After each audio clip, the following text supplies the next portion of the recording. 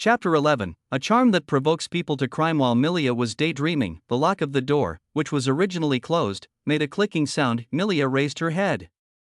It should be time for Eno to bring her food, although I am imprisoned here, except for not being able to go out. My life is pretty good every day. She stood up and walked to the door, intending to talk to Eno about Lear, but as soon as she opened the door, she saw that terrifying face. Lear held the dinner tray in his hand, looking down at Miria with a gentle smile on his face. Long time no see, my dear princess. It seemed as if time had stopped in the room. Milia stood there blankly. After a long while, she showed a panicked expression and let out a scream. The girl stepped back in panic, ran directly to the bed, wrapped herself in the soft quilt, and looked at Lear at the door tremblingly. Looking at Milia's actions, Lear raised his eyebrows, put the dinner plate on the table by the window, opened the curtains, and said with a hurt tone, "Your attitude really makes me sad. I asked Eno to serve you well these past few days. Shouldn't you say thank you to me?" Milia listened to Lear's words and bit her lip. What kind of words are these? You are the prisoner, the victim, but you want to thank the perpetrator. Seeing that Milia didn't say anything, Lear shrugged, sat on the chair and began to enjoy lunch. There was a lot of food on the plate, enough for 2 people. He stuffed the beef into his mouth, swallowed it, and looked at Miria. Would you like to come and eat something? This is for 2 people. If I finish it soon, you can only eat what I leave.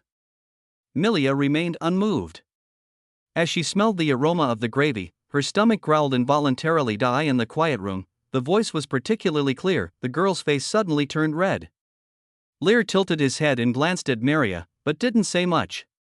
You should know that His Majesty asked me and Eric to duel tomorrow to decide your fiancé. Milia listened quietly. She also knew about this matter. It was because of this that she secretly ran out to see Lear. Between Eric and Lear, she still prefers Lear. After all, there is a huge difference in their appearance. Eric seemed to her like a greasy little fat boy, but Lear was different. So when she learned that the Duke of Norton's son had ideas about her engagement, she wanted to tell Lear, but she didn't expect to see Lear performing the ceremony and was arrested. She couldn't help feeling a little aggrieved, because she had come here for Lear's sake. When I met Lear at a banquet before, he seemed very cold but behaved very gentlemanly. Was he just pretending? Lear found it a little strange to see Milia looking aggrieved and angry at times, but he didn't think much about it. He stuffed the last piece of beef into his mouth, leaving no piece for Milia. It's not intentional, it's just that my appetite has increased due to my recent sword practice. I'll ask Eno to prepare another one for Milia later. He shook his head and put down his fork. Looking at Miria again, the girl also saw that Lear had finished his dinner with a hint of grievance in her eyes. The gentle sunlight shone in from the window, illuminating Miria's long silver hair. The smooth long hair seemed to sparkle in the sun, highlighting Milia's increasing beauty, making people unable to help but take a second look. Lear also looked at Milia, his eyes moving from top to bottom, finally seeing the exposed white neck. An inexplicable impulse suddenly appeared in his heart, making him want to take a bite of it. The blood in his body seemed to be boiling, and a faint red light appeared in Lear's eyes. Noticing Lear's gaze, Milia lowered her head and looked at her body, then as if she had thought of something, she leaned against the head of the bed in panic. What do you want to do? What responded to him was Lear's strong masculine scent. Grabbing Milia's hand and pushing her against the head of the bed, Lear greedily felt the subtle fragrance. Milia was so frightened that her face turned red, and it took her several seconds to react. What do you want to do? Let me go, you can't. Before Milia could finish her words, Lear bit her neck. Miria's eyes widened. A slight tingling sensation came from her ear, and her face instantly turned red like a fiery apple with shame and anger. She could feel Lear biting her skin and licking the blood from her wound. Although it didn't hurt much, the shyness of a young girl made her want to faint. Lear continued to suck the girl's blood, as if he was tasting a rare delicacy, and it lasted for more than 10 seconds. Milia finally couldn't bear it anymore. She used all her strength to push Lear down on the bed. What are you doing?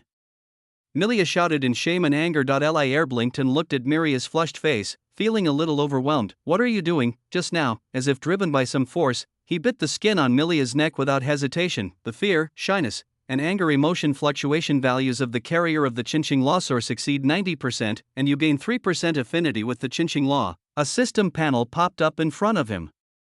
Lear took a quick look and closed it. His gaze fell on Milia again. The girl was glaring at him now. Her flushed cheeks, messy clothes, and a trace of blood on her neck gave her a kind of charm that could tempt people to commit crimes. You are my fiancée. It is normal for a couple to do something like this. Lear answered as if it was a matter of course. Milia bit her lip. She thought Lear would give some kind of explanation, but she didn't expect it to be such shameless and vulgar remarks. I'm not your fiancé yet. You haven't defeated Eric yet. Milia said angrily. Do you wish to marry Eric? Lear asked suddenly. Who wants to marry that fat pig? Milia retorted immediately. Lear laughed. Since you don't want to marry Eric, then you can only marry me. In that case, it should be okay for me to kiss you. Besides, you are my prisoner now. No matter what I do to you, you can't refuse. Lear continued without giving Milia a chance to speak. Milia gritted her teeth, clutched the quill tightly with both hands, and tears welled up from the corners of her angry eyes again. How could there be such a scoundrel? She thought that as long as she behaved well, Lear would not make things difficult for her. After all, she was a princess. But it was less than a week and Lear dared to treat her like this. If she stayed there for too long, she didn't dare to think about what would happen in the future. Milia couldn't help but think of the picture book she had seen in the palace, the story of a down-and-out noble daughter who was bought by the evil duke and ended up becoming a maid. Isn't my situation similar now? Her face became even redder. End of this chapter. Chapter 12. Legal lowly. Milia felt that the gentleman Lear at the previous banquet must have been in disguise. Now this is what Lear really looks like. Lear looked at Milia, who had wrapped herself in the quilt again, paying special attention to her neck, leaving only a red head like an apple. He chuckled and shook his head. Although Milia was really attractive now, it was impossible for Lear to really do anything to hurt the girl. Beasts are worse than beasts, and Lear chose morality and reason. Since you said you are not my fiancé yet, I will let you go temporarily today. Lear smiled and said, I am a gentleman. Although you are my prisoner now, I can satisfy your request. But... Lear paused and looked at Milia with a meaningful look. If I win the duel with Eric tomorrow, you will really be my fiancé. By that time, no matter what I do to you, you can no longer refuse. Lear's voice was soft, and Milia's body wrapped in the quilt trembled slightly. She blushed and looked a little overwhelmed. Lear said nothing more, turned around, and left the room. Eno was waiting outside the room, and when he saw Lear come out, his face turned red. Eno, prepare another lunch for Milia. Lear ordered without noticing the strangeness of the little maid. Okay, master. Eno nodded, but stood there without moving. After a while, he mustered up the courage to say, Master, actually, well, if you want, Eno can do it too. The little maid looked at Lear with a blushing face, and anyone could see the shyness in her eyes. Lear was stunned for a moment, then reacted. Eno must have seen what he just did to Milia. Lear was a little embarrassed. He remembered that he had closed the door. He coughed lightly. Eno, you are still too young. Eno is not young anymore. Eno is already 18 years old, the little maid pouted and retorted. You are already 18 years old? Lear was a little surprised. The little maid looked so petite that she didn't look like an 18-year-old girl at all. Legal lowly, such a word appeared in his mind. That's right. The little maid nodded vigorously. Lear had no choice but to look at the maid's burning gaze and finally said, let's talk about it next time.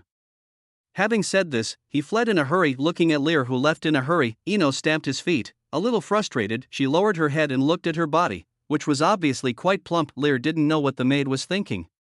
After she left, he returned to his study. He had more important things to confirm. He closed the door and opened his character panel. Lear focused his mind and set his sights on the God-given profession of blood apostle in his profession column. Ordinary players can only have one profession, and this God-given profession was born after attracting the attention of the Lord of Blood. Lear also took the time to study this profession, but he didn't gain anything. He didn't gain any new professional abilities, nor did he feel anything was wrong, so he put this profession behind him. Until today, what happened in Milia's room made him feel very wrong. The impulse of being attracted by blood made him very uncomfortable. This must be the influence of the Lord of Blood. What exactly is this profession? Lear frowned. At this moment, the system panel suddenly jumped. Triggering mission, the Majesty of Blood, C rank, as the bearer of blood, no one can offend your dignity. If you win tomorrow's duel, you will receive the gift of blood. Quest reward, 50,000 experience points, Blood Apostle Skilled Blood Ceremony. At the same time, at the Duke of Norton's mansion, Tewini sat on the chair, looking at the fat man opposite her with a gloomy face. Eric, last time I told you that Lear created a new spell, which is very powerful. Do you have any countermeasures? Tyvany looked at Eric with some disgust. Tyvany, don't worry. I've asked my father for the Song of Fire this time. I'll definitely beat Lear to a pulp. Eric's sinister eyes were filled with a hint of excitement. Song of Fire? Is that your father's extraordinary magic wand? Tyvany said with some surprise. That's right. So what even if Lear really created his own spell?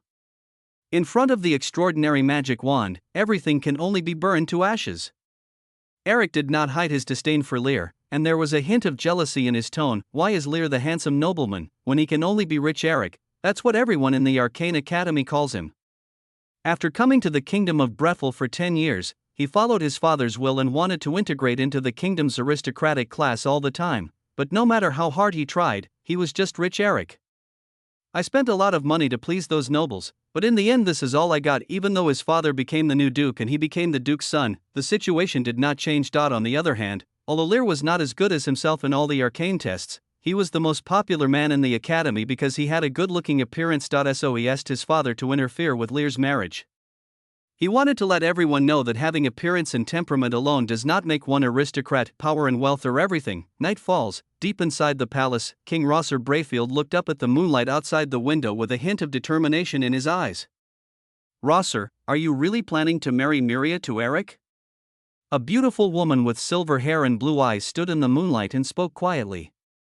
I have no other choice, my dear. Milia's husband must be able to protect her. One day, Morningstar will awaken. I belong to the Golden Law, and Morningstar is not accepted by gold. The king sighed slightly and looked at his queen. So you have set your sights on the arcane law? Yes. Unlike the Golden Law, the arcane law is very inclusive. The Morningstar will bloom under the light of the arcane. Why not choose war? Rosser was silent for a few seconds. I originally chose Lear, but Lear chose Arcane, and Arcane would not really accept him.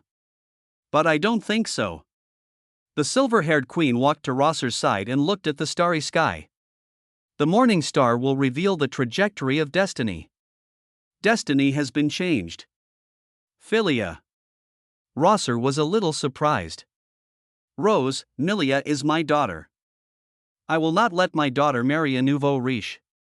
The queen glanced at her husband, shook her head and turned away. Looking at the queen's leaving back, Rosser felt helpless. If Philia really objects to marrying Milia to Eric, then he can only make tomorrow's duel bet invalid, although it would damage the dignity of the royal family. Who can blame him for being henpecked? Well, let's use Milia's disappearance as an excuse.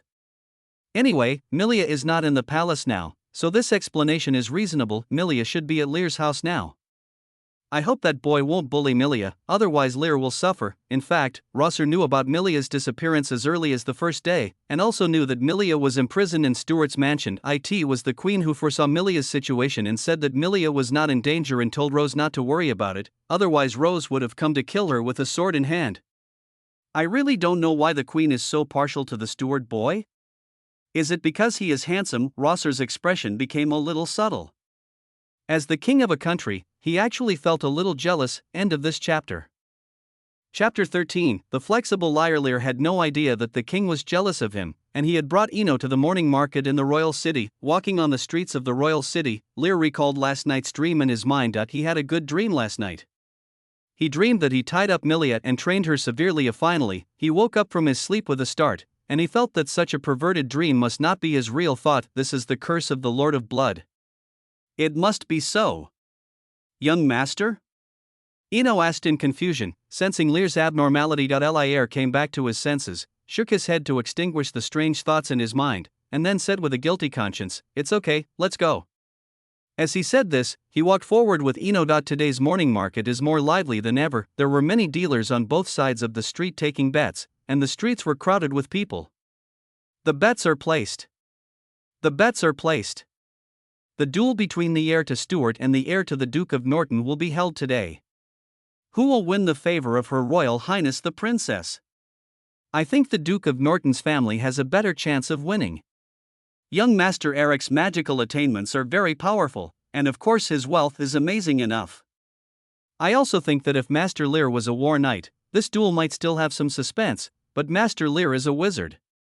There was endless discussion. This is very common in the morning market. Next to the morning market is the Kingdom Arena, where famous professionals or adventurers will duel.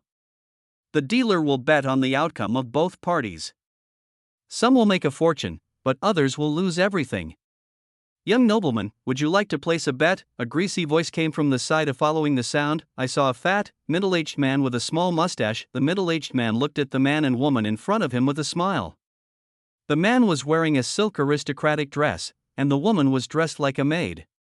Both of them looked outstanding. He looks young, probably around 18 years old. Young noblemen of this age are usually impulsive and concerned about their reputation. Simply put, it's a fat sheep. The middle-aged man was secretly delighted, his eyes shining. Lear tilted his head and looked at the fat man in front of him with interest. I didn't expect to meet a famous game character here. Jim Girardi is a famous liar in the game. Lear remembers that when he first entered the game, many newbies lost all their money because of him. Jim likes to bet on duels. In duels where he is the banker, the difference in strength between the two sides is usually huge, and it is easy to tell who will win at a glance. Such a bet can be said to be a sure win deal. But Jim will cooperate with the powerful professional and lose on purpose in order to defraud money. Many duelists in the arena have connections with Jim. After all, they can get money just by pretending, so why not? As for reputation, I'll fight back next time. Young nobleman, do you want to give it a try? This duel between the Duke of Stuart and the heir of the Duke of Norton is very rare. Jim coaxed. What's the stakes? Lear asked. If Master Eric wins, the odds are 1.5. If Master Lear wins, the odds are 10. Seeing that Lear was interested, Jim said quickly. It seems that no one is optimistic about Lear. The odds are so high. Lear said to himself. Hearing this, Jim's eyes flashed with a gleam of light, and he came close to Lear and whispered, in fact, if you want to bet on Lear to win, you can do it. Seeing the other party's funny appearance, Lear felt amused in his heart, but he still pretended to be puzzled. Lear, do you think I'm a fool? Lear will never win this duel. That's not necessarily true. In fact, I have some connections with the Stuart family. I heard that Duke Stuart prepared extraordinary weapons for Lear for this duel. A supernatural weapon is enough for Master Lear to win the game. Jim said it as if it were true, with a serious and solemn expression. Lear showed a strange look. If he didn't know that the other party was a liar, he might really think that the other party was related to his family. That he did get a weapon of extraordinary level not long ago. After thinking for a moment, Lear pretended to be attracted and asked, "Are you telling the truth?" Absolutely true. Seeing Lear take the bait, Jim was ecstatic in his heart, but on the surface he still answered seriously. In that case, I'll trust you this time. Lear seemed to be really persuaded and took out a bag from the storage space. Seeing this, Eno, who was standing by, was anxious and wanted to step forward to stop it, but was stopped by Lear's eyes. Here are 1,000 gold coins. Bet them all on Lear to win. Lear handed the bag of money to Jim. Jim, who originally thought he had been cheated again, was stunned after hearing the amount of gold coins. The hand that wanted to take the bag of gold coins also stopped in the air. 1,000 gold coins? How many people did he have to cheat to earn that much? He originally thought that 10 gold coins would be the best he could get. After all, in the royal city, the annual income of an ordinary family was only about 1 gold coin. Even for a noble, it would be generous to take out 10 gold coins at once for betting, but these 1,000? What kind of noble is he who can take out 1,000 gold coins at once? Is the other party really a fool? Did he believe what I said? Jim raised his head tremblingly and looked at Lear, only to see the handsome young man in front of him looking at him with a smile on his face. It was a gentle smile, but it made him feel a little chilly. Lear was also waiting for Jim's choice. He actually admired Jim, the liar. He was able to cooperate with the duelists in the arena without being robbed, and he cheated many nobles but still survived to this day. He is a capable person. If we can recruit such people, they will be very useful when players come in the future. After a long silence, Jim showed an ugly smile and wiped the sweat on his forehead with his sleeve. Young master, let's not make this bet. Oh? Why? Aren't you the banker to let people place bets? Lear smiled jokingly. Looking at Lear's smile, Jim was basically certain that Lear knew that what he had just said were all lies, and the other party was simply laughing at him. Why would the other party want to play a trick on him? Could it be that the nobles he had deceived before were looking for revenge? Sweat dripped down Jim's forehead, but he remained calm. He hadn't done anything yet. At most, he had just deceived a noble. Cheating a noble is not a big deal, but it also depends on whether the noble is willing to forgive. Jim was able to cheat so many people and still survive. He knelt on the ground and said humbly, "I'm sorry, I shouldn't have lied to you. You should have treated what I said just now as the barking of a wild dog. Please forgive me." Jim lowered his head, a little nervous. For an ordinary citizen like him, dignity was far less important than life. He understood the thoughts of those nobles. Being so servile in public, the people around him would think that he was oppressed by the nobles, but the nobles would often let him go for the sake of face. After all, they had to maintain elegance. The most important point is that he did deceive Lear, but Lear was not fooled and suffered no substantial loss. "You are very smart." Lear looked at Jim, who was kneeling on the ground. The gazes from all around him would not affect his judgment at all. He knew Jim's intention, which proved that Jim was indeed a smart man. Giving the other party gold coins is just a test. If Jim accepts it, it would not be worth recruiting him. You can deceive the nobles who put up 10 gold coins to bet, get the money and then hide for a while. However, the family power of a noble who could take out 1,000 gold coins to bet at once was far beyond the reach of ordinary nobles. The consequences of deceiving such a noble would definitely be miserable. Lear nodded in approval and added, "I forgive your rudeness. Would you consider doing something for me?" Jim was stunned for a moment. He looked up in disbelief, not knowing what the young nobleman in front of him meant. Lear chuckled and said jokingly, "Oh, I forgot to introduce myself. My name is Lear, Lear Stuart." End of this chapter. Chapter 14, Princess in exchange for territory. What is it like to deceive someone and end up deceiving the real person? Jim got up from the ground. His smile was uglier than crying, and his cheeks became hot when he thought of what he had just said about Lear. "Master Lear, Jim stammered and tried to say something. "No need to say more. If you are interested, you can come to Stuart's house to find me after the duel." Lear waved his hand to interrupt Jim's words. His eyes looked towards a place not far away, where a fat man with red hair, wearing a crimson robe and holding a staff inlaid with bright red gems, slowly walked towards him. The red outfit was very eye-catching, but Lear's eyes twitched slightly. The robe and staff were obviously powerful equipment, and they looked gorgeous individually, but when worn on Eric, they looked strange together. It's like the nouveau riche in the previous life, with rings all over his hands and a big gold chain hanging on his chest. Eric stopped walking. His eyes were as dark as a venomous snake. How could the heir of Stuart mix with these lowly commoners? The discussions on both sides of the street gradually stopped. Eric's words belittled the civilians. Some people showed angry expressions, but did not dare to say anything more. After all, he is the Duke's son, not someone they can mess with. Hearing Eric's sarcastic words, the little maid beside him raised her eyebrows, obviously angry. Before being adopted by Lear, she was a pauper in the slums, not even a commoner. If commoners are inferior, then what about her? Lear sensed Eno's emotions, held the little maid's hand, motioned her to be quiet, and then replied with a smile, "They are not inferior. The people of any kingdom are valuable assets, because their efforts make the kingdom strong. The kingdom's economy and tax revenue are created by them. We nobles enjoy the fruits of their labor and should respect them." As Lear finished speaking, the atmosphere around him changed noticeably, and Lear could feel the gazes of the civilians on him. When he first came to the morning market, there was jealousy, vigilance, and even disgust in these people's eyes, but now it has changed, becoming kind and unbelievable. They couldn't believe that such words would be spoken by a noble, but it had to be said that such words were enough to change the attitude of these common people towards Lear. Eric was speechless after hearing what Lear said and felt like a clown. Lear was jealous of the supportive eyes around him. Why was it always like this? When he was in the academy before, the female mages also looked at Lear with this kind of eyes. He couldn't accept it, and just when he was about to say something, a hearty laugh broke the silence. "Ha, well said."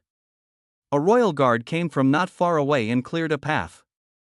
Lear saw his sister Avian standing at the front of the team. In the middle of the road, King Rosser and Queen Philia walked slowly. "Lear, you are right. Every civilian is a valuable asset to the kingdom. Thank you all for your contributions to the kingdom. The kingdom of Brayful is stronger because of you." Walking up to Lear, Rosser glanced at the civilians around him. When the civilians around heard this, they cheered after a brief silence. "Long live His Majesty the King! Long live His Majesty the King!" The cheers were like a tsunami. Lear watched this scene and a smile appeared on his face. Rosser Brayfield, as a king, is a very competent and wise ruler. Since he came to power, he has reduced taxes and levies, and in the hearts of many civilians in the kingdom, Rosser is like a saint. If possible, Lear does not want to go against the king, but the king's daughter is now imprisoned at home. He felt a little helpless, and suddenly felt a gaze on him. Looking up, Queen Philia was looking at him with a gentle smile.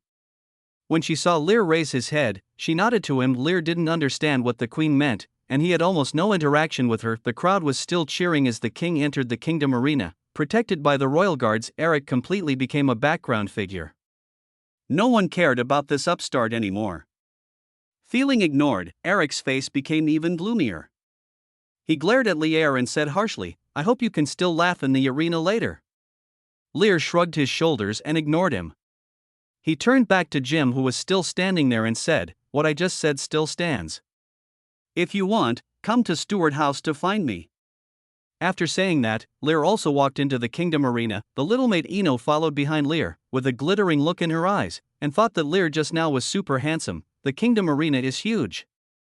It is not only a place where commoners hang out, but it is also a favorite place for many nobles to eye. In addition to the huge open-air arena in the center, there are also many small arenas inside. Lear and Eric duel in the largest amphitheater. A group of nobles followed the king and queen. Lear and Eric were in front of the team. There was a bit of a tit-for-tat atmosphere, but of course it was one-sided on Eric's part. Soon they arrived at the VIP stand, where the king and queen took their seats. "Lear, I'm sorry to force you to duel with Eric so suddenly," Rosser said apologetically. "Milia is my most precious daughter. I must find a husband who can protect her." The nobles around had different expressions. Rosser's words clearly showed that he was not optimistic about Lear. Eric was a little proud and looked at Lear provocatively. Lear raised his eyebrows, not caring about these people. But did the king really not know that Milia was missing, or did he have some other conspiracy? He was somewhat confused about this duel. "I know this is unfair to Stuart. I will compensate you and Albert. Whether you win or lose this duel, I will give you a new territory." Rosser continued. After these words were spoken, the nobles who had been gloating over the other's misfortune were stunned. "I thought Lear's engagement was going to fall through, but now he's going to compensate him with territory. If a princess changes her territory, isn't that a definite reward upgrade? What is a princess?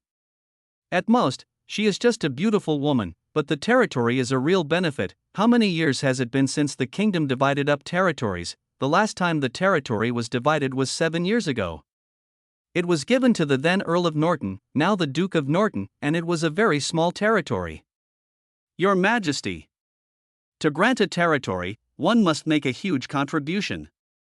This has always been the rule."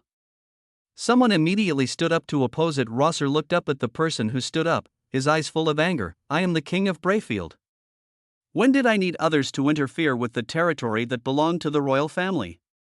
The person who stood out was instantly silenced, and facing Rosser's gaze, he could only retreat in panic. Rosser is the king and also a golden judge of extraordinary level.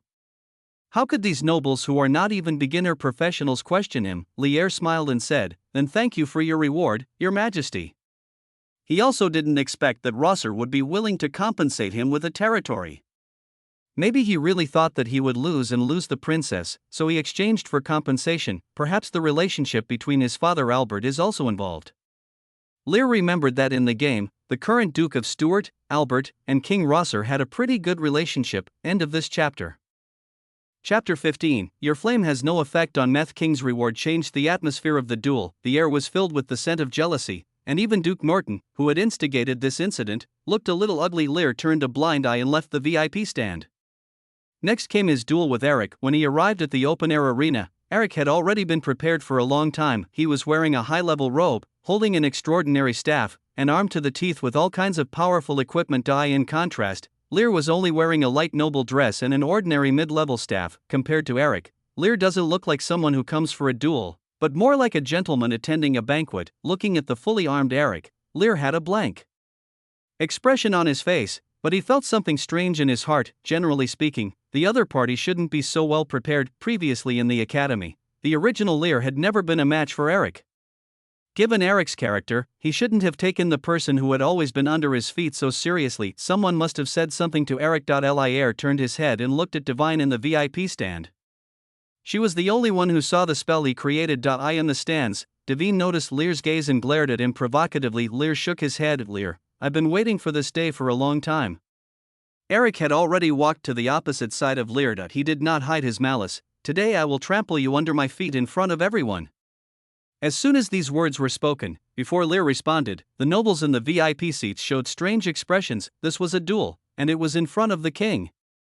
Eric's words were too rude. It didn't sound like something a noble would say at all, but more like something an adventurer or mercenary would say. Lear shrugged.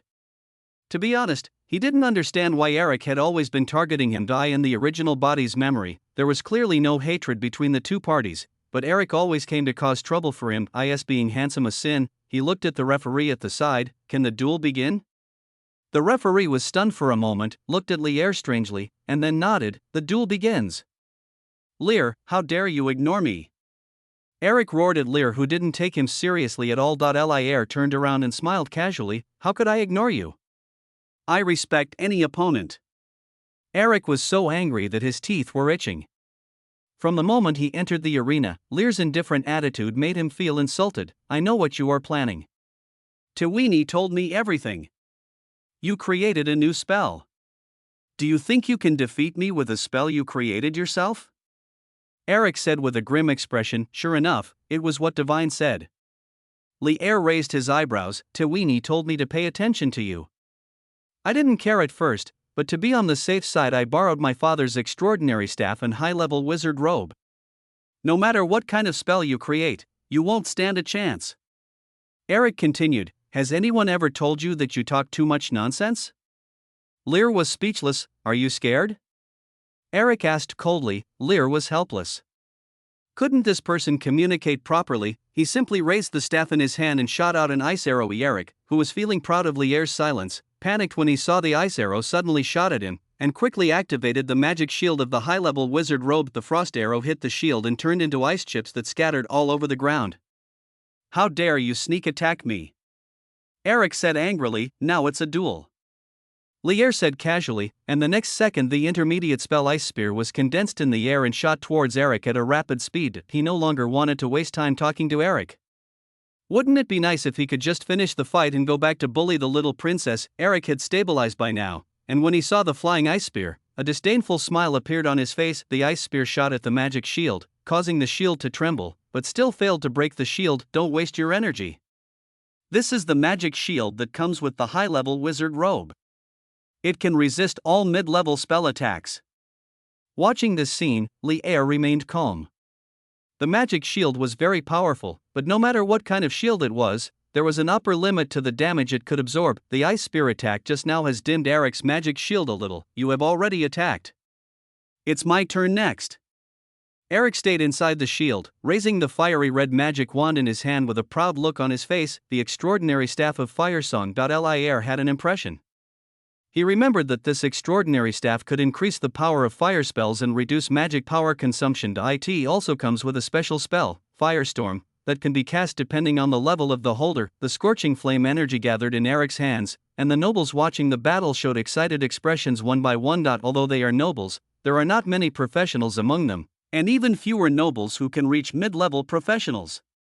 Such a battle is an eye-opener for those ordinary nobles. Avian and Eno in the crowd both had worried expressions when they saw this situation. While Devine seemed to be gloating, Lear watched the slowly forming firestorm, his expression not changing. The spells that come with the extraordinary staff are enough to destroy an army if released by an extraordinary wizard, but Eric is only a mid-level wizard. Therefore, this firestorm is a mid-level spell approaching the high-level level. It is indeed very powerful, but Lear is not afraid of any mid-level fire spell. He raised his staff, and arcane ripples slowly formed, with circles of arcane energy rippling like water waves. Eric didn't notice Lear's actions at all. He was concentrating on building the firestorm. Finally, he laughed and shouted, "Liar, let me show you the true power of fire." The raging flames turned into a storm and swept towards Lear. Lear watched it all calmly without even trying to hide. The next second, the flames engulfed everything around it. The nobles watching the fight looked at each other in bewilderment. They didn't understand why Lear stood there motionless. This was just a duel, not a matter of life or death. If Lear died, it would be a big deal. The Stuart family will definitely not let the Norton family go. Avian and Eno in the crowd were completely panicked at this time, and after a brief pause, they wanted to go down to rescue. At this moment, the flames in the arena began to go out at a speed visible to the naked eye. A figure appeared in the center of the flames, and the area around him seemed to have turned into a vacuum zone, completely isolating the flames. The dark blue arcane light shone, and Lear slowly walked out of the flames. With every step he took, the flames retreated as if in fear. Your fire seems to have no effect on me. Lear took a breath calmly. There was nothing unusual on the surface, but I felt a little embarrassed in my heart. He only thought that the fire extinguishing technique could break fire spells, but he forgot that he could not breathe in a vacuum environment. He almost became the first professional in history to be suffocated to death by his own magic. End of this chapter. Chapter 16. Boss phase. Lear's safe and sound appearance made the nobles in the VIP seats open their eyes wide. Although they didn't know the level of the spell Eric released, they could clearly feel the scorching breath even in the audience. The ground burned by the flames turned black and cracked in some places, which was enough to prove the power of this spell, but Lear just walked out as if nothing had happened. How is this possible? How can you withstand my firestorm? Eric couldn't believe what he saw. Maybe your flame is too weak? Lear smiled and didn't intend to explain. He waved his staff, ice arrows, and ice spear and continued to attack Eric. The magic shield gradually dimmed under the attack of the ice spell. After more than 10 seconds, Eric came back to his senses from his disbelief. His face was grim. I know. It must be the defensive props you prepared in advance. You can block one of my attacks, but I don't believe you can block all of them. Eric waved his staff again, and fireballs and firebird spells shot towards Lear. The two sides officially began to exchange spells. The battle between mages is so boring. They defend and dodge the enemy's spells while casting their own spells until one side's magic power is exhausted or one side makes a mistake and is defeated. Eric had the magic shield of a high-level wizard robe and completely ignored Lear's attacks, while Lear walked back and forth in the venue. With light steps, Lear dodged all attacks with ease. At this moment, the arena seemed to have turned into a dance floor, and Lear was the only dancer, unable to attack Lear. Eric was furious. Let's see how long you can hide. When your magic power is exhausted, I will still be the winner. Ignoring Eric's howls, Lear looked at the increasingly dim magic shield. Under the continuous attacks, the magic shield was about to reach its limit. It's time to end this farce. As the instigator of the duel, Eric was completely unable to arouse Lear's interest. It felt like he was playing house with a little kid, and he couldn't use any of the sword skills he had prepared. Lear shook his head, a gleam of brilliance flashed in his eyes, and a violent arcane fluctuation was released instantly. In an instant, the terrifying ice froze the entire arena. Intermediate spell, Frost Nova. Eric was instantly trapped in the ice along with his magic shield. The magic shield can protect Eric from spell damage, but Frost Nova's freezing can freeze the magic shield as well. This scene was beyond everyone's expectations, and Duke Norton, who was sitting in the VIP seat, felt a little uneasy. The next second, Lear's actions confirmed his thoughts. An energy wave that was even more terrifying than the firestorm that Eric had just cast gathered in Lear's hands. Dark purple arcane shells quickly formed, and circles of arcane ripples spread out. The violent energy made Lear's golden hair fly, and for a moment, Lear felt that the wizard was not so boring after all. At least when you cast a powerful spell, the feeling of wreaking havoc on everything will be addictive. Without hesitation, the arcane cannon fired directly. A loud roar was heard and many people covered their ears. Eric was still trapped in the ice, looking at the flying cannons with a look of fear on his face. Just as the cannon was about to hit him, Duke Norton appeared in the center of the venue in time and quickly released a magic shield. Boom! The violent arcane energy raised a large amount of dust, and Lear left the explosion range in advance. After a while, the smoke and dust cleared, and the arena was in a mess. Duke Norton stood in front of Eric, his black suit a little messy. Eric collapsed on the ground, his face pale. Your Excellency the Duke, it's not a good idea for you to forcibly interfere in the duel between Eric and me, Lear said with a smile while standing not far away. If I hadn't intervened, Eric would probably be dead now. Vicente Norton stared at Lear. The power of the spell just now was close to high level, and Eric's magic shield was almost consumed. If he was really hit, he would be seriously injured if not dead. Your Excellency the Duke is joking. I have good control. Eric will not die. At most, he will stay in bed for half a month. Lear didn't care about the emotions of Duke Norton at all. You are looking for death. Duke Norton was furious, and arcane energy surged. Enough! A majestic voice suddenly sounded, interrupting the argument between the two. King Rosser stood up from his seat in the VIP stands and looked at Lear and Duke Norton with sharp eyes. Vicente, I granted Eric's request for a duel, but you shouldn't interfere with this fair duel. Duke Norton took a deep breath and said in a deep voice, Your Majesty, Eric is my only son. Lear is also Albert's only son, but who could have saved him when Eric cast the firestorm just now? Duke Norton opened his mouth, but was unable to refute King Rosser's words. Ultimately, Eric is not strong enough. Lear can withstand the firestorm, but Eric cannot withstand the arcane cannon. After speaking about Duke Norton, Rosser looked at Lear again. Lear, you too, today is just a duel, not a life and death battle. You shouldn't use such powerful spells. Upon hearing this, Lear smiled and could not deny it. After talking about Duke Norton, let's talk about him again. This is the king's method of checks and balances. Stuart and Norton are both dukes of the kingdom. If they really fight each other because of this, it will not be a good thing for the entire kingdom. The arena fell into a brief silence, and the nobles had different expressions. Anyone could see that the duel had been decided, but the result was unexpected. Okay, that's it. Lear wins the duel today. Vicente, I think you should have no objection. The king said quietly. No. Duke Norton replied with a gloomy face. In this case, Milia and Lear's engagement remains unchanged. The king announced the final result. No. I don't accept it. A sudden voice sounded at this time. Everyone looked towards the source of the sound in surprise. Eric got up from the ground, his face flushed. How could I lose to Lear? Lear must have cheated. How could he use such a powerful spell? Eric! Shut up! Duke Norton shouted harshly. Although he didn't know where Lear learned his magic, it didn't matter.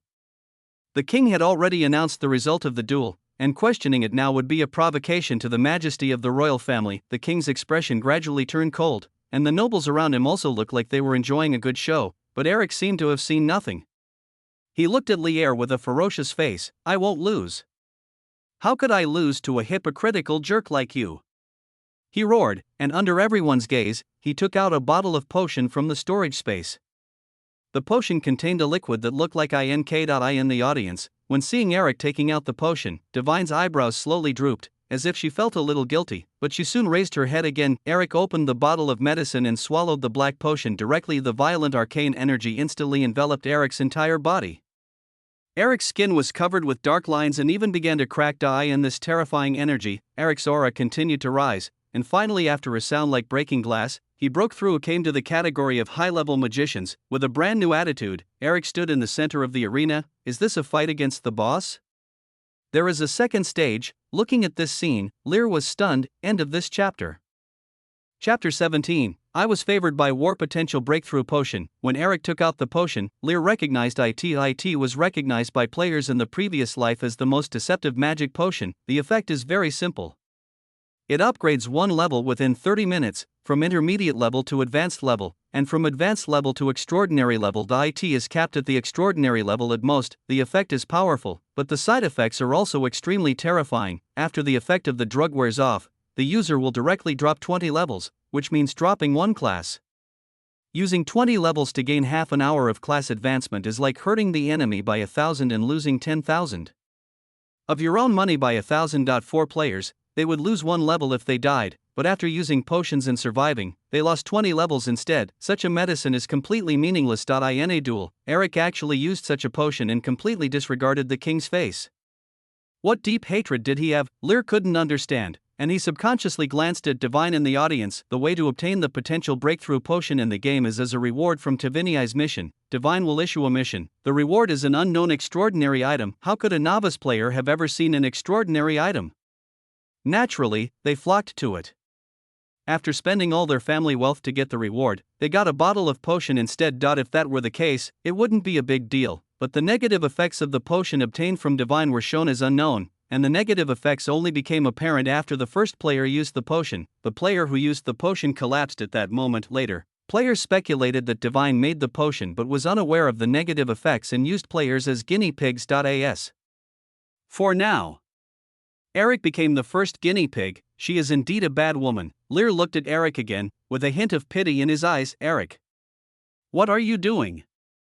Feeling the sudden increase in his son's power, Duke Norton was not happy, but rather a little shocked and angry. Any sudden power comes at a price, and that bottle of black potion felt very dangerous to him. Eric ignored the questioning of Duke Norton. Now he only had Lear in his eyes.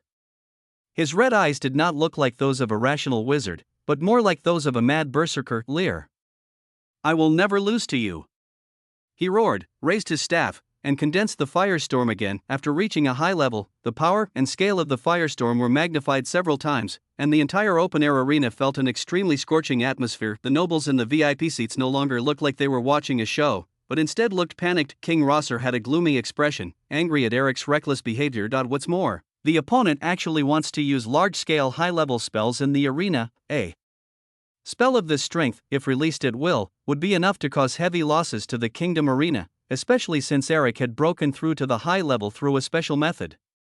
Without the corresponding accumulation, he would not be able to fully control the high-level spells. The kingdom is surrounded by nobles and many commoners, and one mistake could lead to a disaster. The only ones who could stop Eric at the scene were him and Duke Norton." Just as the king was about to stop Eric, Lear moved in the arena. In full view of everyone, Lear took out the black and purple Night Rose. Lear had already thrown the staff back into the storage ring. He held the rapier in his hand, and he seemed to have turned back into the blade waltz he once was. His eyes became deep, and he instantly activated the Aslan royal swordsmanship from the queen. The figure disappeared from the spot in an instant. Eric, who was casting the spell, was startled. Although he was in a state of rage, his basic mage instincts were still there.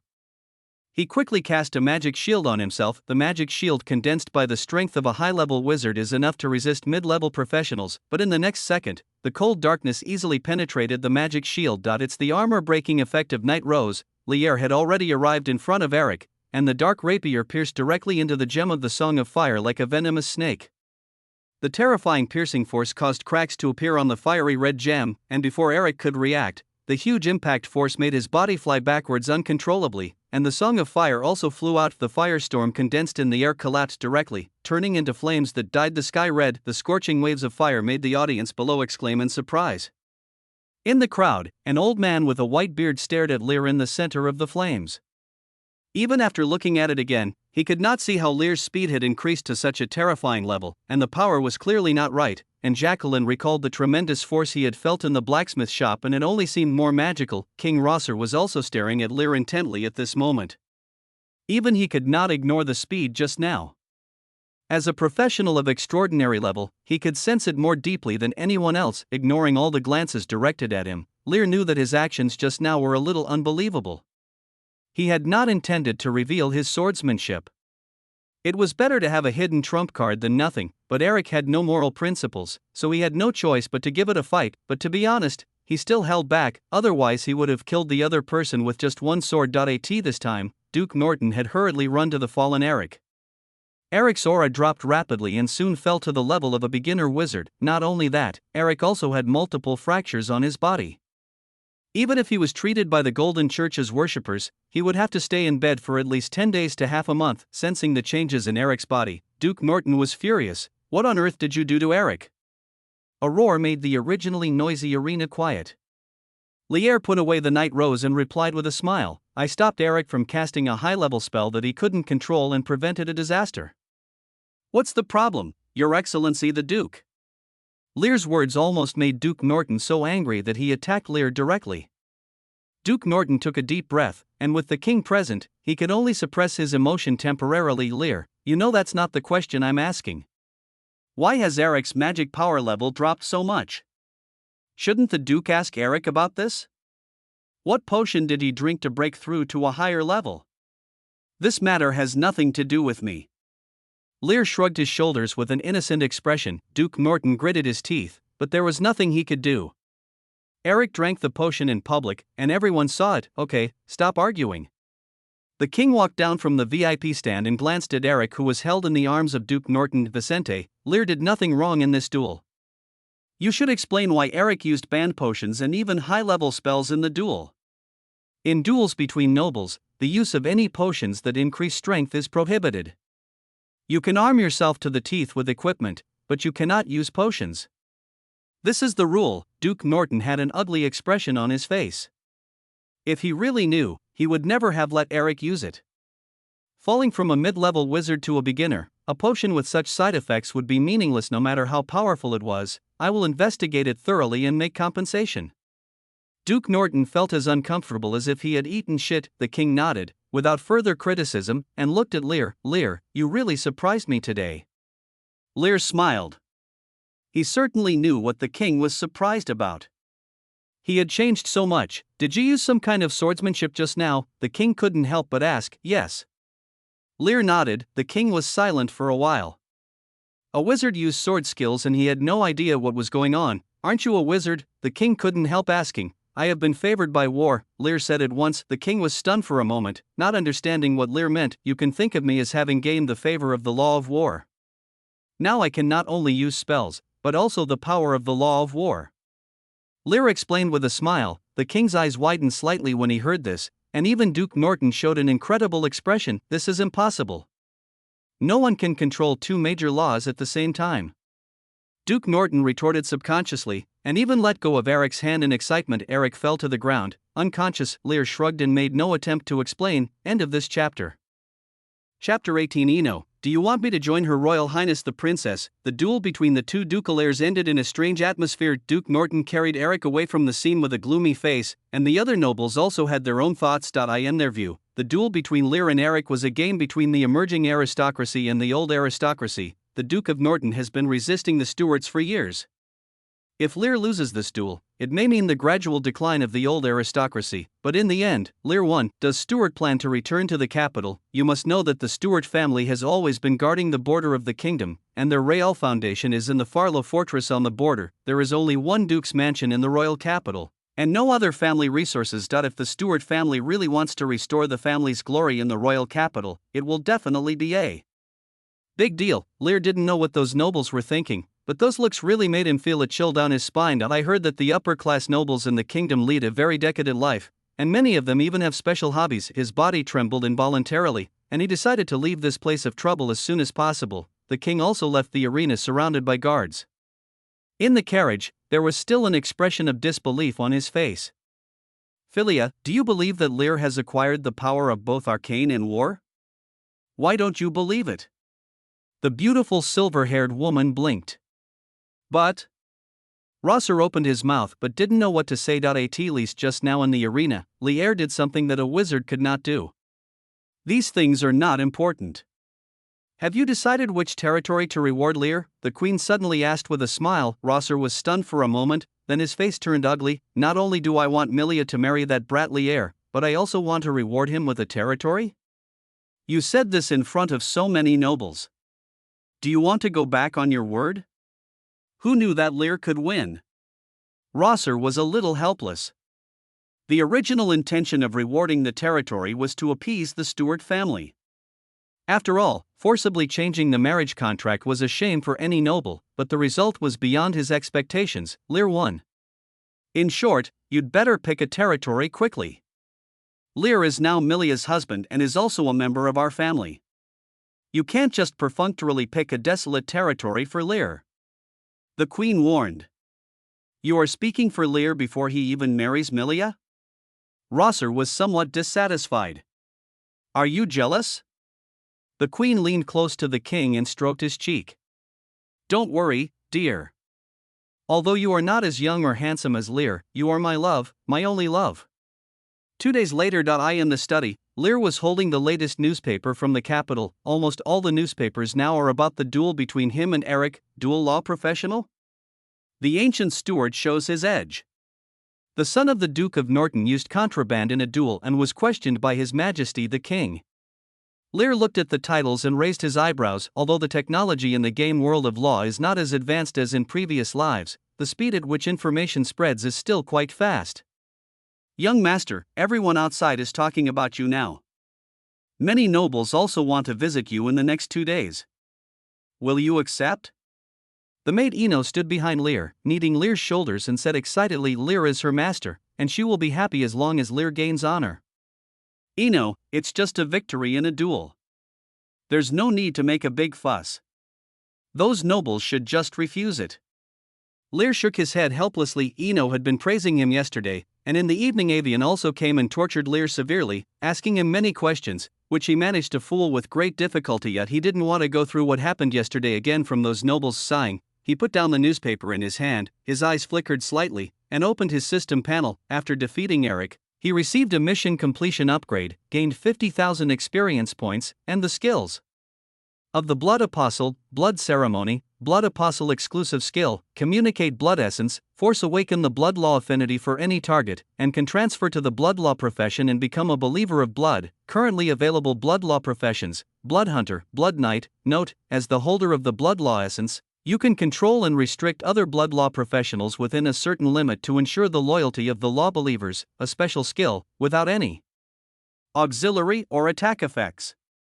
The only advantage is that this skill can be used to develop a group of loyal subordinates. When he saw this skill, Lear was distressed. This was clearly intended to get him to preach the blood law, but in the early stages of the game, when the forbidden wall has not yet been opened, all laws except war, gold and arcane will be regarded as heresy. War and arcane will stand aside and watch, while the Golden Church will do its utmost to eliminate the sects of heresy. This is also a large expansion pack in the early stage of the game. Various heretical sects rise up and confront the Golden Church. Only the sects that survive are qualified to preach their own laws. In Lear's impression, the blood law did not survive to the end, and the so-called Lord of Blood was only mentioned in the background board of the game. If anything, Lear did not want to get involved in the battle between laws, but just as Lear was thinking this, the system panel in front of him suddenly jumped again. Trigger chain mission, Revival of Blood, S level only, Ring 1, you have inherited the law of blood, so you must bear the corresponding responsibility, revive the law of blood in the new era, and develop a believer of the law of blood within 3 days. Quest reward, 50,000 experience points, elementary blood apostle professional skills, failure penalty, curse of the Lord of Blood, task time limit, 3 days. Lear's expression hardened. It seems that the Lord of Blood does not want him to just take the benefits and do nothing. Lear still needs to take the curse of a law god seriously. He sighed and decided to just get to work. Who should we use to develop a believer? Lear's eyes fell on Eno's little hand beside him. He brought Eno back from the slums. He had tried to awaken the initial laws for Eno, but Eno did not have any affinity for the laws. Like Milia, he was a person abandoned by God. This is normal. Most people in the world do not have affinity for the law. Professionals are a minority after all, and powerful professionals are even rarer. Generally speaking, mid-level professionals are already considered strong. Maybe we can consider awakening the blood law for Eno. Lear thought about it, but soon he thought of another candidate, Milia, the imprisoned princess. Originally, he imprisoned Milia because he was afraid that she would expose her secret. If he turned Milia into a blood law professional like himself, wouldn't the problem be solved? We are all heretics, how can you still go out and talk nonsense? Moreover, with the blood law essence, he can control Milia to a certain extent, which can be said to reduce the risk of the secret being exposed to the lowest level. Lear stood up suddenly from his chair, and became more and more excited the more he thought about it. The princess problem that had been bothering him for so long could now be solved. Eno was startled by Lear's action and asked carefully, "Master? Let's go see Milia." Lear said with a smile. Eno's cheeks suddenly turned red. Are you going to do anything to Her Royal Highness the Princess? Do you want me to go with Her Royal Highness the Princess? Do you need Eno to prepare? The little maid grabbed the hem of her skirt with both hands, becoming a little shy and embarrassed. Lear was stunned for a moment, and it took him a while to react. He said with a dark face, Eno, what are you thinking about? I just went to see Milia. Ha? Eno was also stunned. Is that all? The little maid's tone became lost, and she drooped all of a sudden, looking weak and powerless. The corner of Lear's eye twitched slightly. Why didn't he realize that Eno had such a character before? End of this chapter. Chapter 19. What are you doing to my daughter in broad daylight? Please read on. On the soft bed, Milia tossed and turned, feeling a little listless. Ever since Lear and Eric returned victorious from the duel, she has been uneasy every day. And last night she was so distracted that she went to bed very late. She still remembered what Lear had said. Before, she could use the fact that the engagement between the two parties had not been finalized as an excuse to blame Lear's behavior, but now she could no longer do that. She truly became Lear's fiancée in the kingdom. Women do not have a high status. Even princesses have to listen to men after they get married. As long as Lear didn't really abuse her, she couldn't resist whatever Lear wanted to do to her. and even the king couldn't blame her. Milia's cheeks were red, as if she was thinking of something quite embarrassing. Lear, that bastard. Vile. Shameless. Even if you get me, I will never surrender. She angrily slapped the pillow, thinking it was some annoying guy. My dear princess, it's not nice to say bad things about people behind their backs.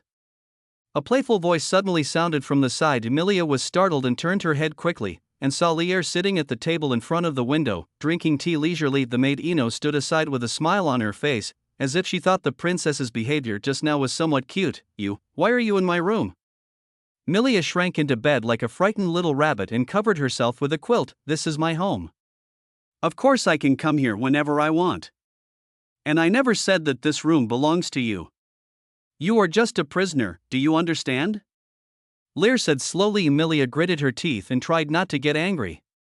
She knew her current situation and it would do her no good to go against Lear without paying attention to Milia's attitude. Lear picked up the newspaper on the table and said, You also saw the news in the newspaper. You should know that I won the duel. Milia blushed and remained silent. So now you are my wife. Although the wedding has not yet taken place, you already belong to me completely. Lear continued, looking up and down at Milia's exquisite beauty. Unable to bear Lear's aggressive gaze, Milia mustered up her courage and asked, What do you want? How is it? Lear raised his eyebrows and instructed Ino, who was standing beside him. Ino, go out for a while. Master, do you really not want Ino to come along? The little maid blinked. I told you it's not what you think. Lear said helplessly. In the end, the little maid walked out of the room unwillingly and closed the bedroom door. Only Lear and Milia were left in the room. Milia's body trembled slightly. A man and a woman were alone in the same room. She seemed to have encountered what she would encounter next. She said sadly, I can give myself to you, but can you be nicer to me in the future? Although I have seen your secret, I am still your wife. Lear walked to Milia and gently stroked the girl's soft long hair. It must be said that Milia was very pitiful now. The strange restlessness in his body rose again, the blood seemed to be boiling. Lear lowered his head and gently sniffed the fragrance on Milia's body. This time he remained rational. You did see my secret, but I won't hurt you again as long as we have the same secret. His magnetic voice sounded in Milia's ears. Grabbing Milia's hand, holding Milia in his arms like before, he gently bit Milia's lips. Milia felt her lip was bitten. The slight tingling sensation made Milia's body slightly numb, and there was a faint taste of blood in her mouth. A mysterious ritual red glow emanated from Lear's body. Blood ceremony. Simply put, it means giving one's own special blood to others to help them awaken the law of blood. Lear also bit his lip, and their blood mixed in his mouth. An ambiguous atmosphere quietly spread in the bedroom, in front of the Stuart mansion. A beautiful silver-haired woman wearing a veil knocked on the closed door alone. The door opened, and the pretty maid looked at the woman in front of her in confusion. Excuse me, who are you? The silver-haired beauty took off her veil, revealing her delicate and charming face. Your Majesty? The maid covered her mouth and exclaimed. The queen stretched out her finger and pressed it on the maid's lips, interrupting her words, and then smiled gently. Can I come in? Ino stood at the bedroom door, his ear pressed against the door, listening to the occasional moans coming from the bedroom, his cheeks flushed. Young master, what a fool. It's obvious that Ino doesn't mind being with Her Royal Highness the Princess at all. The little maid stamped her feet and said unwillingly. Suddenly, out of the corner of her eye, she saw a figure appear at the end of the corridor. Ino frowned. It was forbidden to approach the room where Milia was imprisoned. She had clearly told the servants in the mansion about this long ago. Who on earth was so bold as to ignore the rules? She looked closely and opened her mouth involuntarily. She had seen that silver hair and elegant demeanor not long ago. Queen Philia, why is Her Majesty the Queen here? Ino panicked in an instant. Lear was still bullying the princess in the room. If the Queen found out, the entire Stuart family would be ruined. Should we knock the Queen out and lock her up? A very rebellious idea came into Ino's mind. I remember you. Are you Lear's maid? Queen Philia walked up to Ino and looked at the girl in front of her. Ino replied tremblingly, Yes, Your Majesty. Well, you look good. Please help me take good care of Milia in the future. The Queen smiled gently at Ino. Before Ino could react, he saw the Queen reaching out and grasping the door handle of the room. The maid immediately became anxious and hurriedly stopped him, saying, Your Majesty, you cannot go in. but it was too late. The door was open and everything in the room was visible. At this moment, Milia was lying limply in Lear's arms, her clothes disheveled, her cheeks flushed, and she seemed to have no strength left in her body. Lear hugged Milia's soft body. Somewhat puzzled, he had already fed Milia a lot of blood, and he almost lost control and took Milia down, but he never received any notification that the blood donating ceremony was completed. Could this still be fake? Just when Lear was puzzled, the door of the room suddenly opened and a beautiful silver-haired woman appeared at the door. Philia looked at the situation in the room, and when she saw the intimacy between Lear and Miria, an ambiguous smile appeared on her face. Do I seem to be disturbing your good deeds, my excellent son-in-law? But it's broad daylight now, and you're touching my daughter. That's not a good idea. The queen walked in with a teasing smile and looked down at the two confused people. Lear stood there in a daze, wondering if he was hallucinating. Why did the queen appear in his home? End of this chapter. Chapter 20. Are you really my biological mother? Mother! The moment she saw Philia, Milia was suddenly awakened from the ambiguous atmosphere. Feeling her naked body, she blushed and wrapped herself up like a dumpling. It feels like being caught doing something bad, but he soon realized that he was imprisoned and forced. Now that his mother has found this place, doesn't that mean he doesn't have to be imprisoned by Lear anymore? Her attitude changed immediately, and she jumped out of bed wrapped in the quilt and threw herself into Philia's arms. Mother, have you finally come to save me? You don't know how hateful Lear is. He has been locking me up here and bullying me. As if she had found a savior, Milia stared at Lear and recounted his many crimes. Lear was completely numb. This time, the improvement of the system panel is also belated. Due to the special nature of the target, the effect of the blood ritual is ineffective. Looking at the words in front of him, Lear wanted to swear on the spot. How come the skills given to you, Allah God, are so useless?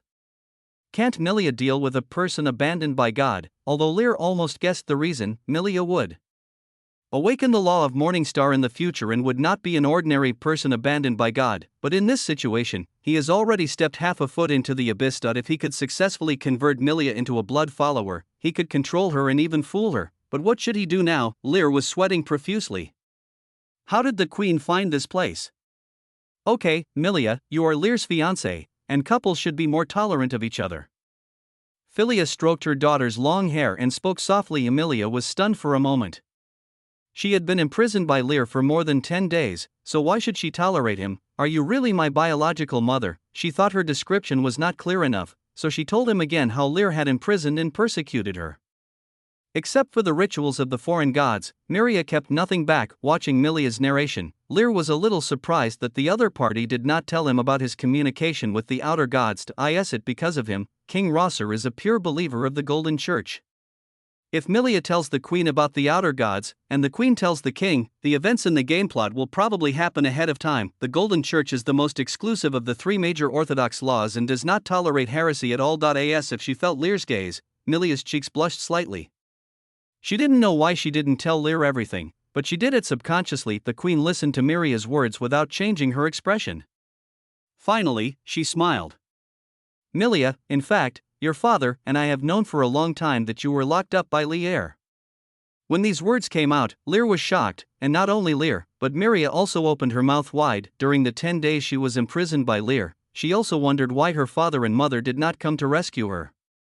She thought it was because they did not know, but now, why didn't the other party come to rescue her even though he knew the reason? Am I not their most beloved daughter? You know why? Milia's eyes turned slightly red, and a feeling of grievance surged in her heart. Milia, it's not that we don't come to save you. I will tell you some things later. In fact, it is safer for you to stay here with Lear than in the palace. The queen rubbed Milia's head with heartache. Safe? Lear almost killed me. Milia retorted with red eyes. The queen looked at Lear and shook her head. He didn't mean to kill you. He just wanted to scare you. I don't think Lear had any intention of killing you from the beginning. Milia rubbed her eyes, somewhat unconvinced. Lear stood up from the bed and sorted out his clothes. Milia, I really didn't intend to kill you, but for some reasons I can't let you go. There was a hint of apology in his tone, and he bowed his head when he should. Lear felt very strange about what the queen said. She had known for a long time that Milia was imprisoned but remained indifferent. There must be a secret that he didn't know, but none of this mattered. What mattered was that from the queen's words, she could tell that the other party did not intend to pursue the matter of her imprisoning Miria. Now all she had to do was keep the matter of the outer gods from being exposed, then we have to comfort Milia. After all, Milia is the only one who knows about this and might tell others. Lear, although I don't know why you imprisoned Milia, I can let this matter go. Now I want to talk to Milia alone. Can you please go out for a while? Lear was shocked when he heard this. He was worried about letting Milia and her daughter be alone together, but he had no reason to refuse to. In the end, he could only sigh helplessly and pray that Milia would not tell anyone about the outer gods. Outside the room, Ino and Lear stood together. The little maid's cheeks were still a little red. She also saw what happened inside when the queen broke into the room just now. Master, if the queen knows your secret, do you want us to arrest the queen as well? The little maid suddenly suggested. The corner of Lear's eye twitched slightly. As expected of the maid who had always been by his side, he had the same idea as Ino, but Lear shook his head. This idea was just something he could only think about. The queen knew about Miria, and so did the king. Not if the queen is captured as well. The king might come and kill him tomorrow. It is really hard to understand that they arrested someone's daughter and wife. After waiting anxiously for about an hour, the door of the room was opened. Lear looked quickly inside the room. Milia's emotions have stabilized, and the queen is sitting beside the bed, and neither of them seems unusual. Your Majesty, have you finished your conversation? Lear walked into the room awkwardly. Seeing Lear coming, Milia snorted and turned her head away. The queen smiled and said, Yes, Lear, Miria will still live with you in the future. Rosser and I will not ask about your affairs, but I hope you can treat her well. She is my daughter and your wife. Lear blinked, wondering if he had heard it wrongly. The imprisoned princess was discovered, but the queen not only did not plan to take Milia away, but also wanted to continue keeping her here. Are you sure you are her biological mother? Lear looked at Milia beside him. The girl's cheeks were red, but she did not refute. What did the queen say to Milia? Lear could not understand. Your Majesty, do you really want to leave Milia here? What's wrong? Milia is your wife, isn't it natural for her to live here? Or do you think Milia is not qualified to be the hostess here? The queen's tone suddenly turned cold. Of course not. If Milia is willing to stay, I would certainly welcome her. Lear immediately expressed his attitude. Women can change their attitude faster than turning the pages of a book. That's it, I will come to see Milia in the future. If I know that Milia has been wronged here, I will not forgive you. The queen tapped Lear, then seemed to have thought of something and said, By the way, don't let others know that Miria is with you. Rosser and I will announce that Miria is missing at the right time. After saying this, the queen stood up, patted Lear on the shoulder and turned away. Lear was left with a puzzled look on his face. What kind of play is this? She is obviously your daughter. Why did you make her disappear? This feels like entrusting an orphan to someone else. Lear fell into deep thought. End of this chapter.